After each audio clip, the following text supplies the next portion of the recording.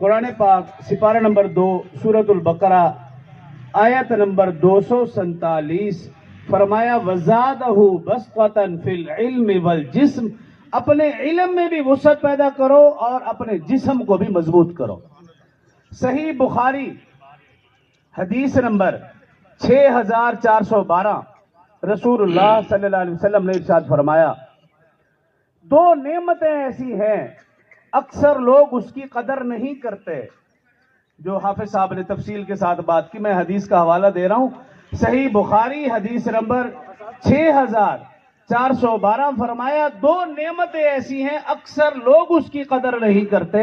فرمایا پہلی نعمت ہے صحت اور دوسری نعمت ہے فراغت، جس کو بعض حدیث کا مفہوم یوں کہا گیا کہ صحت کو غنیمت سمجھو بیماری سے پہلے، اور فراغت کو غنیمت سمجھو مصروفیت سے پہلے۔